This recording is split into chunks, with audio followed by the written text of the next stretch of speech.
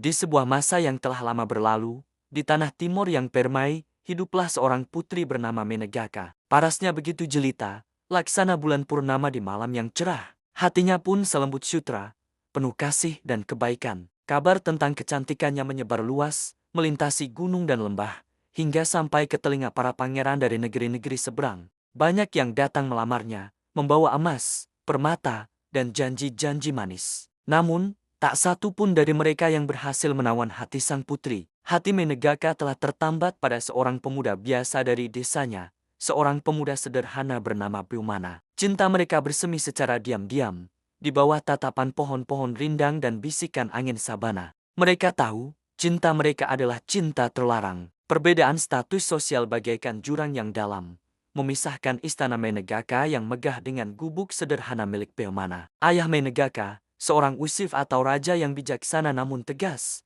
tak akan pernah merestui hubungan putrinya dengan rakyat jelata. Setiap pertemuan mereka selalu dikiringi debar kecemasan, takut jika rahasia mereka terbongkar. Namun, kekuatan cinta mereka lebih besar dari rasa takut itu sendiri. Suatu senja, di tepi sebuah danau yang tenang, Peumana dan Menegaka mengikat janji suci. Mereka berjanji akan sehidup semati, tak akan ada yang bisa memisahkan mereka, bahkan takdir sekalipun. Dengan berat hati, mereka menyusun sebuah rencana nekat. Mereka akan melarikan diri, meninggalkan semua kemewahan dan aturan yang mengekang, untuk membangun kehidupan baru yang hanya berlandaskan cinta mereka. Malam yang telah ditentukan pun tiba. Di bawah selubung kegelapan, Peumana menunggu kekasihnya di tempat yang telah mereka sepakati. Jantungnya berdebar kencang, menanti kemunculan Menegaka. Namun, takdir berkata lain. Rencana mereka rupanya telah terendus oleh pengawal istana. Sang raja murka bukan kepalang. Ia merasa dikhianati oleh putri yang paling ia sayangi. Tanpa pikir panjang,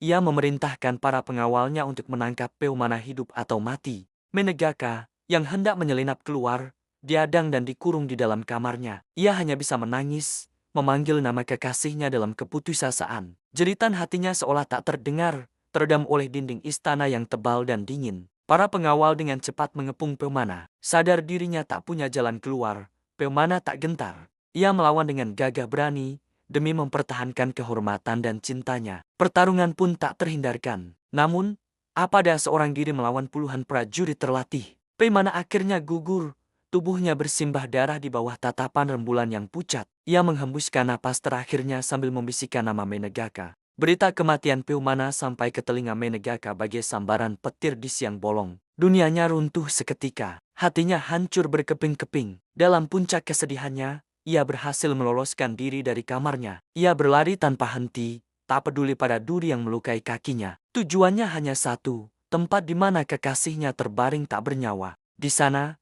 ia memeluk tubuh dingin Peumana. Air matanya mengalir deras, membasahi bumi yang menjadi saksi cinta mereka. Ia menangis, meratap, hingga suaranya serak. Ia merasa hidupnya tak lagi berarti tanpa Peumana di sisinya. Dalam keputusasaan yang mendalam, Menegaka mengambil keputusan tragis. Dengan sebelah keris yang tergeletak di dekatnya, ia mengakhiri hidupnya sendiri, tepat di samping jasad kekasihnya. Ia memilih untuk menyusul Peumana, menepati janji mereka untuk sehidup semati. Darah mereka yang menyatu di atas tanah seolah menjadi simbol cinta abadi yang tak terpisahkan oleh maut. Konon, dari tempat mereka meninggal, muncullah sepasang pohon yang tumbuh berdampingan, saling merangkul, seakan tak ingin terpisahkan. Pohon-pohon itu dinamai pohon Peumana dan Menegaka. Kisah cinta tragis mereka pun melegenda, dikenang dari generasi ke generasi sebagai simbol kesetiaan dan pengorbanan cinta sejati. Legenda Peumana dan Menegaka Sawe menjadi pengingat abadi bahwa cinta sejati tak mengenal kasta, tak gentar pada rintangan,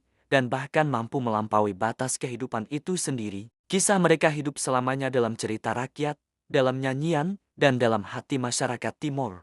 Terima kasih telah menyimak kisah ini. Jangan lupa untuk subscribe agar tidak ketinggalan cerita-cerita menarik lainnya dari seluruh Nusantara. Sampai jumpa di video berikutnya.